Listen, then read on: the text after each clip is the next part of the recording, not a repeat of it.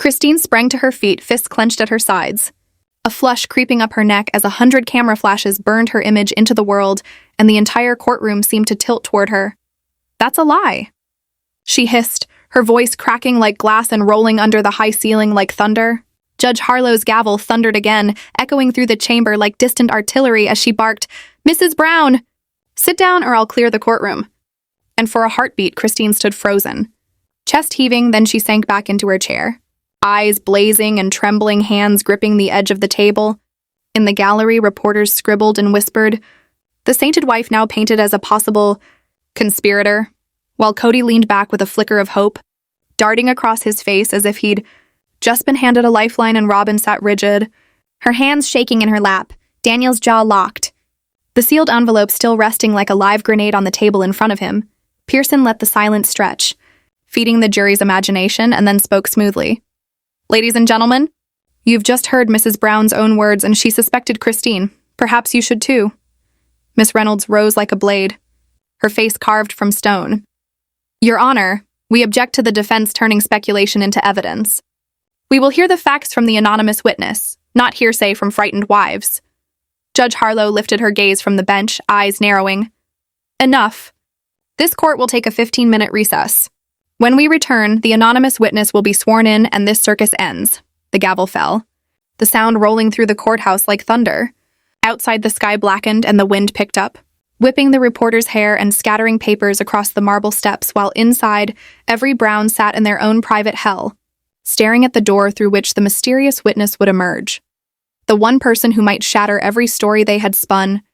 And when court reconvened, the atmosphere had shifted into something brittle and electric, the jurors leaning forward as if sensing they were about to watch the final act of a play. The door creaked open and a figure stepped in, cloaked in a gray coat with a hood shadowing their face. Escorted by 2 marshals, gasps flared across the gallery. Cameras clicked like insects. The witness pulled back the hood to reveal not a stranger but a former accountant from the Browns' own trust fund team. Someone who had quietly vanished months earlier and whose sworn statement had been hinted at but never seen. Their voice shook at first but steadied as they described how Kody and Robyn, working through a maze of shell companies, had shifted hundreds of thousands of dollars from the communal fund into private accounts, how signatures had been forged, how Christine and Janelle had been shown doctored spreadsheets to keep them docile, and how the accountant had been threatened with lawsuits and ruin if they spoke out. Reynolds' cross-examination turned each revelation into a hammer blow, producing copies of wire transfers, hidden deeds, and even text messages from Kody ordering the separation of assets. And while Kody sputtered and clutched his lawyer's arm, the judge ordered marshals to seize several bank records on the spot. Mary buried her face in her hands. Christine sat rigid as if carved from marble, and Janelle began to weep openly, the entire gallery erupting into a low roar. Judge Harlow's gavel thundered again and again, but the noise would not die down until she stood, eyes blazing, and declared, "This court is freezing all contested assets immediately and holding Mr. Brown in contempt pending a perjury inquiry. Sit down or be removed in cuffs." Kody's face drained of color, the anonymous witness trembling but resolute as they handed over a final sealed folder to the clerk. And as bailiffs moved to cordon off the defense table, the Our Plural Path cameras caught every second, feeding a live stream watched by millions. A global audience seeing not the polished, TLC-style plural marriage narrative, but the raw, unvarnished collapse of a family and its patriarch in real time. And as the judge recessed for the day, the Browns filed out under a storm of flashbulbs, their dynasty in pieces, their secrets sprawled across the public record, each wife retreating to a separate car with a separate lawyer, Christine's eyes no longer blazing but hollow. Janelle whispering to Reynolds, "We didn't know. We really didn't." And in the last frame of the day's coverage, the anonymous witness, coat drawn tight again, walked down the courthouse steps into the dark with marshals at their side, leaving behind a courtroom still vibrating with the aftershock of everything they had unleashed, a cliffhanger ending to a day that had rewritten the entire Sister Wives story and set the stage for the verdict and the next chapter of Our Plural Path's bombshell. Investigation night settled over Flagstaff, like a lid on a boiling pot. The courthouse looming against the storm-lit sky as camera crews from Our Plural Path and every major network camped outside, their satellite trucks humming, while inside a war room of prosecutors, defense attorneys, and federal agents pored over the documents seized that afternoon. The paper trail no longer rumor but ink and signatures and timestamps. At dawn the next day, the Browns arrived separately, each looking a little older. Christine's hair pinned back severely, Janelle wearing no makeup, Mary gripping a rosary-like strand of beads, Robyn with her children clutched close, and Kody walking stiffly in a navy suit, eyes darting as if hunting for an exit. When Judge Harlow took the bench, the gallery fell silent. The jurors already seated and stone-faced. The anonymous witness seated behind the prosecution under federal protection, and Reynolds rose to her full height, voice cutting like a blade as she announced that overnight investigators had confirmed the witness's testimony and located hidden accounts and real estate transfers in 3 states. This is not merely mismanagement, Your Honor. This is fraud. Conspiracy and perjury committed against spouses in the state, she declared, handing up a new motion for immediate seizure of assets and criminal referral. Pearson tried to object, but his voice sounded tinny and thin, his once slick arguments drowned by the evidence. And Kody leaned forward, face twisted. "I didn't steal from my family," he spat. But the judge held up a hand. "Mr. Brown, you will speak only when called upon," her voice a cold bell. Then, in a move no one had expected, Reynolds called Christine to the stand, her heels clicking like gunshots on the tile. And in the hush that followed, Christine swore the oath and began to speak, haltingly at first, then with growing steadiness, about how she had begun to suspect years earlier but been gaslit and shown doctored books. How she had gone along because she believed leaving would destroy her children's lives. How she had once been handed a manila folder by Kody himself marked taxes, but containing only property deeds in Robyn's name. Each word another crack in the dam. By the time she finished, even Mary was weeping quietly, and Robyn stared at the floor as if it might open. Reynolds thanked her and sat, and Judge Harlow, looking at the mountain of evidence and the shell of a man at the defense table, announced that she would be ruling on the asset freeze and perjury referral at the end of the day. But let the record reflect that this court will not tolerate manipulation of family members or this process, she said, her gavel falling like a gunshot. Outside the courthouse, the wind had stilled and the sky had gone an uncanny pale blue, but the crowd sensed the storm was only pausing, not over. And as Kody was led back to his table, his shoulders slumped for the first time, his once swaggering gait gone, the camera crews of our Plural path catching every flicker of defeat and feeding it live to millions waiting for the verdict that would either end his freedom or his fortune. The great Plural marriage patriarch reduced to a defendant in a case that now felt less like a trial and more like the final act of a long-running tragedy. The third morning dawned gray and heavy. The courthouse wrapped in mist and the crowd outside twice as large as before. Cameras from our Plural path trained on every window as though they could see history being written inside. And when the Browns arrived, there was no trace of the polished reality show family left. Just exhausted people shuffling through metal detectors, Kody's tie askew, Robyn's eyes ringed with sleepless bruises, Christine and Janelle sitting on opposite ends of the gallery clutching folders of their own, and Mary walking with a cane she had borrowed from security after twisting her ankle the night before. The whole scene charged like the air before lightning. Judge Harlow entered, and the bailiff's "all rise" sounded more like a funeral dirge than a formal command. The jurors already waiting, faces carved from stone. And after a few procedural motions, she picked up a heavy sheaf of papers and began to read, her voice low but carrying to every corner of the courtroom. The evidence established a pattern of asset diversion, falsified signatures, and misrepresentation to spouses and to the state. The motion to freeze and seize the hidden accounts was granted in full, and the matter of perjury was being referred to the county prosecutor for immediate action, with Kody Brown to remain under travel restriction and daily reporting. "This is not a sentence," she said, eyes never leaving him. "But you are now a defendant in a criminal investigation as well as a respondent in this civil action. As well as a respondent in this civil action." The words dropping like stones into the silence. Kody tried to rise, his mouth working soundlessly. But the bailiff put a hand on his shoulder and he slumped back down, Robyn pressing a tissue to her lips as if she might be sick. Christine staring straight ahead, hands folded tight in her lap. Janelle whispering finally, under her breath. And the anonymous witness sitting quietly behind the prosecution team, head bowed. Outside the doors, word of the ruling broke and the crowd surged. Signs waving, phones held high, reporters shouting questions that no one inside could hear. And as the judge struck her gavel one last time and declared the session adjourned, the cameras caught Kody standing slowly, looking around the room as though he didn't recognize it anymore, and then walking out flanked by his lawyer and 2 marshals, past a line of journalists, past his estranged wives who didn't look up, into a future that no longer belonged to him. In the final shot of the day's Our Plural Path coverage, The courthouse loomed behind a lattice of police tape and media vans. The family's empire frozen by the state, the patriarch under investigation, the wives finally free to tell their own stories, and the narrator's voiceover promised viewers, the next chapter, the fallout at home, is just beginning.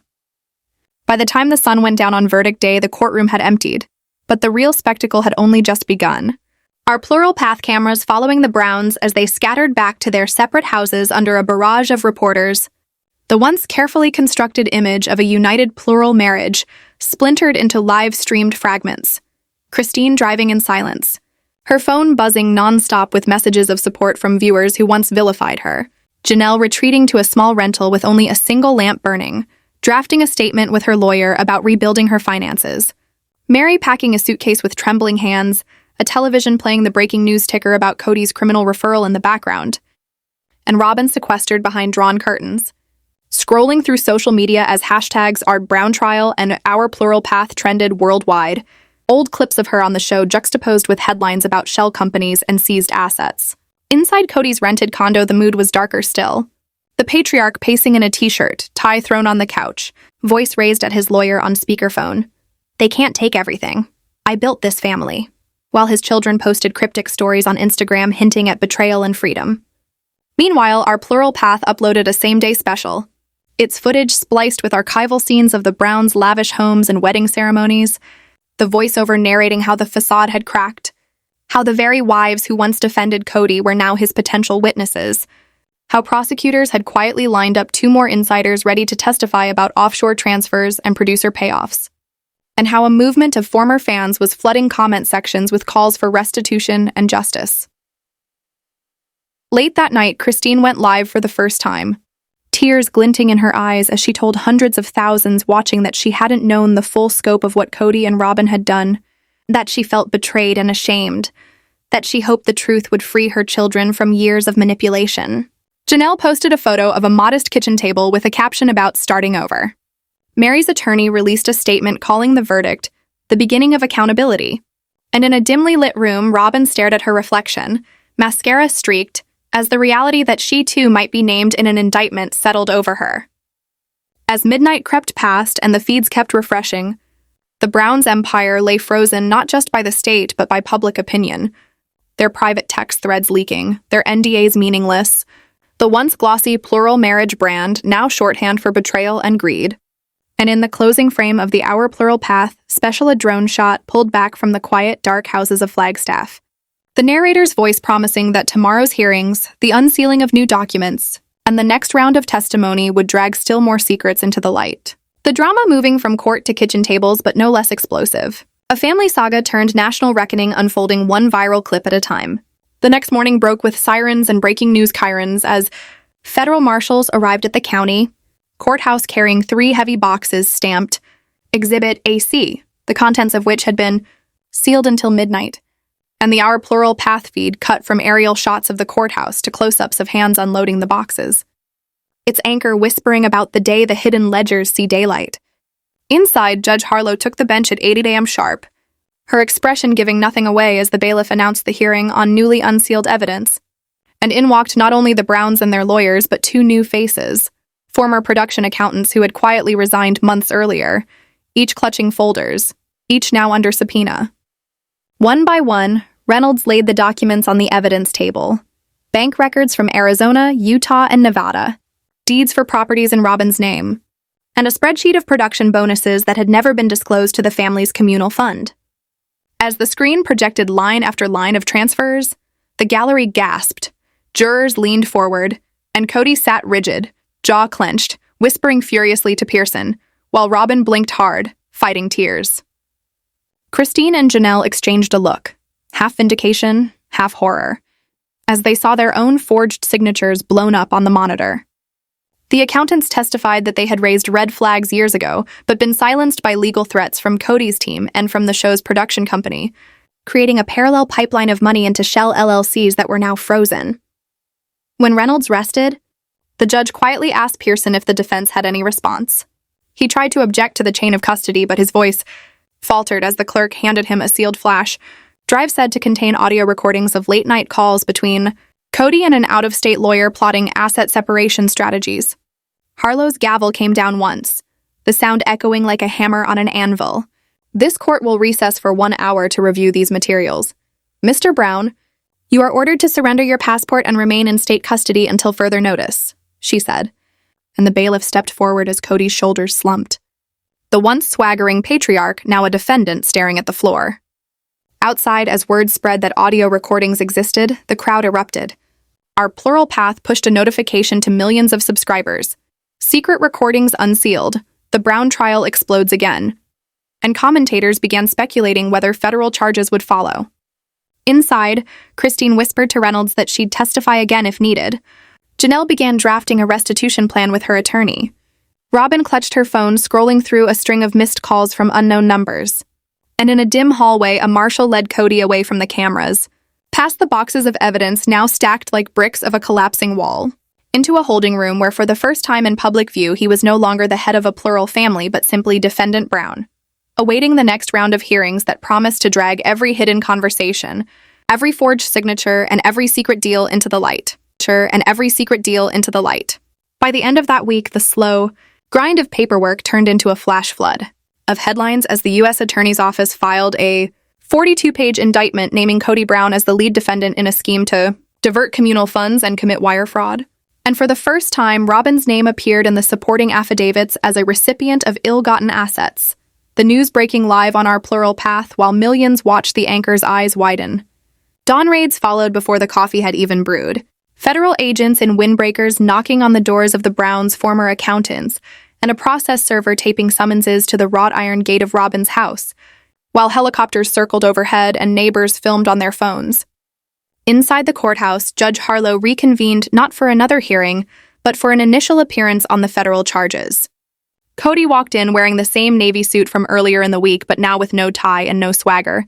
His wrists bare, but his travel restricted, flanked by 2 federal marshals and Pearson looking grim. The gallery packed to standing room only with reporters, former cast members, and curious locals. Reynolds rose, crisp and cold, outlining the indictment count by count: wire fraud, conspiracy, false statements to a federal agency, and handed up a motion to remand him to custody pending trial, citing a clear risk of flight and ongoing asset dissipation. Pearson stammered a reply about family obligations, but before he could finish, Harlow's gavel cut him off. This court finds probable cause and orders the defendant remanded. Bail denied. A hush fell. Kody's face drained, Robyn gasped and covered her mouth. Christine and Janelle sat frozen, and the anonymous witness stared down at their hands. 2 marshals stepped forward, reading the formal words as they turned him. A flash of handcuffs gleaming under the fluorescence. The cameras of our Plural Path catching every second as the man who once held the Brown family together was led out a side door to a waiting transport van. Outside, the crowd surged, hashtags Deicher Brown indictment and Hadcher plural justice trending worldwide, old show clips spliced with live footage in a frenzy of reaction videos and commentary. In a quiet corner of the courthouse hallway, Christine whispered to her lawyer that she felt both sick and free. Janelle wiped a tear and said, "It's over." And Robyn slid down a marble pillar, clutching her phone as missed calls from attorneys lit the screen. The final shot of the day's special was a drone pulling back from the van, carrying Kody toward a federal holding facility, the courthouse shrinking below, the narrator promising viewers that the next chapter, plea deals, restitution, and the wives' fight to rebuild, and was about to begin, a family drama transformed into a national cautionary tale live on our Plural Path.